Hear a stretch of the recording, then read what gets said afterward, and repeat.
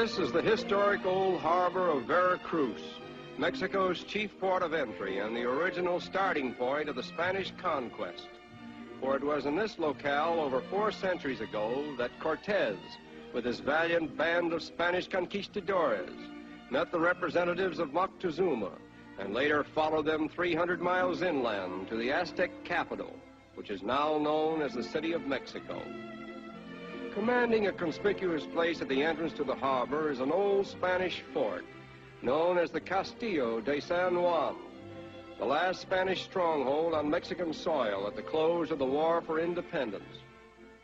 The fact that this picturesque old landmark has withstood the incessant pounding of the sea for more than 400 years is indisputable evidence of how solidly it was constructed. Until the beginning of the 20th century, it was used as a penal settlement, and its gruesome dungeons of confinement are silent witnesses to the human suffering that must have taken place here in the tragic days of yore. In recent years, the port of Veracruz has been thoroughly renovated, and many of its architectural ruins have been supplanted by fine modern buildings, including one of the best apartment hotels in Mexico. Nevertheless, a panorama of the city itself reveals that most of the old Spanish architecture still remains, perpetuating the city's reputation for being the oldest Spanish settlement in the Republic. In its tempestuous era of time, this peaceful-looking metropolis has battled with hurricanes from the sea and plagues from the land. It has been repeatedly sacked by pirates and buccaneers, and it has been bombarded by foreign fleets. But through it all, Veracruz has valiantly survived. As in all typically Spanish towns, the center of social life is to be found in the main plaza, where on Sundays and holidays one may see a very colorful gathering. But the time of our visit happens to be just an ordinary working day, during the hour of siesta, when human life is almost at a standstill, and only gringos venture forth in the noonday sun. Overlooking the plaza is the Municipal Palace, construction of which was begun just 17 years after Columbus discovered America. It is said to be the first and oldest city hall in this hemisphere. Another picturesque landmark in the plaza is the Church of Our Lady of the Assumption, occupying the site of a similar edifice erected by the Spaniards soon after they sailed into the harbor and founded the town of the True Cross. A glimpse of the old residential district now engages our attention and reveals to us one of the reasons why Veracruz is credited with being more Spanish than any other city in Mexico.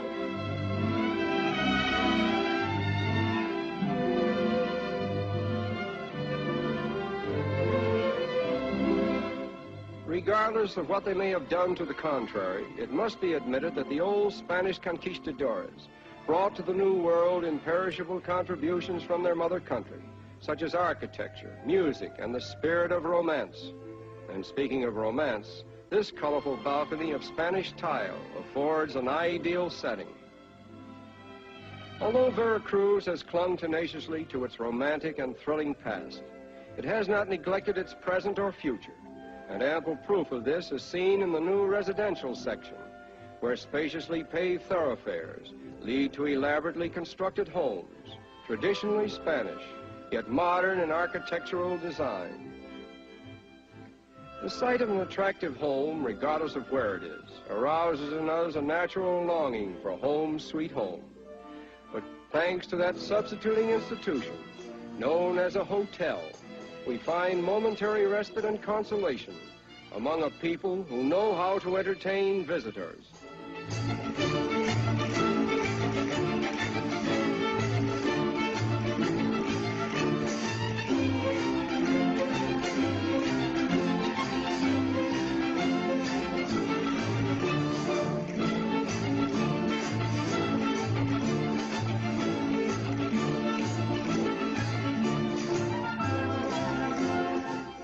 Dancing is an inherent tradition here, for even the children learn to dance as soon as they are able to stand on their feet.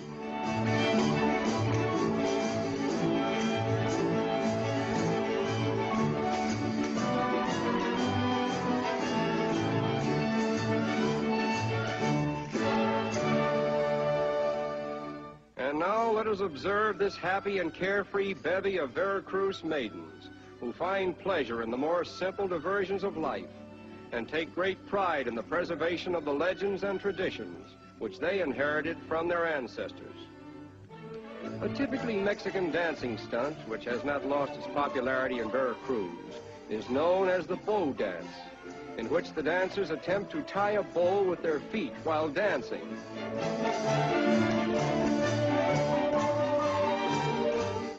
Although it may look simple, it is really a very difficult feat for feet to perform, and that's not meant as a pun.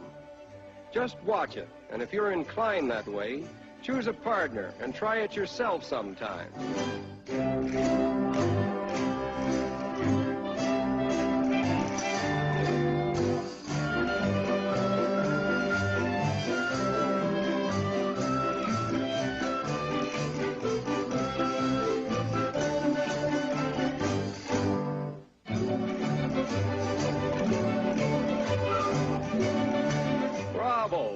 That proves there's more than one way of getting a bow.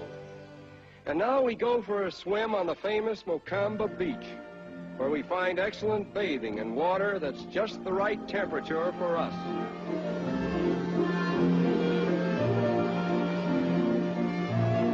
Perhaps the most popular diversion as well as occupation in Veracruz is fishing.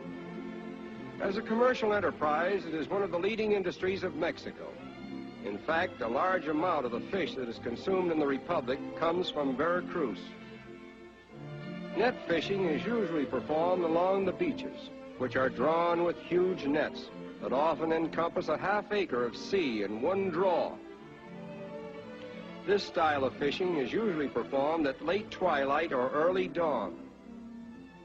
The nets are all hand-woven by the fishermen themselves. And some idea of the size of these nets is illustrated here, where we see hundreds of yards of netting spread out to dry. Aside from commercial fishing, Veracruz is a veritable paradise for amateur fishermen who come here from all parts of the country to indulge in their favorite pastime.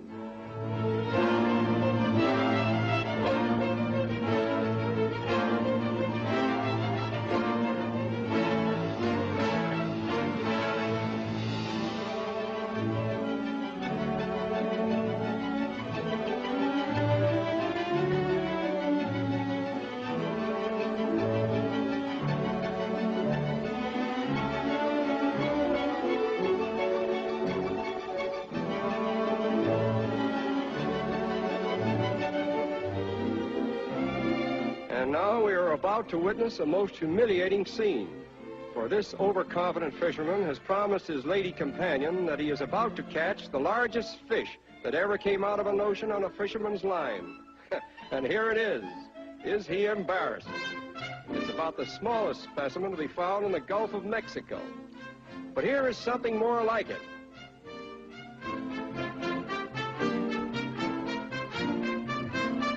And they get bigger and bigger.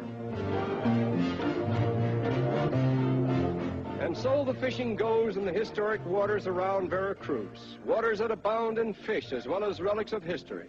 For down deep on the ocean floor, over which fishermen silently cast their lines, there may be found a scattered assortment of iron and stone cannonballs, bayonets, and numerous other relics of a stormy past that gringos like to hear about when they visit Veracruz.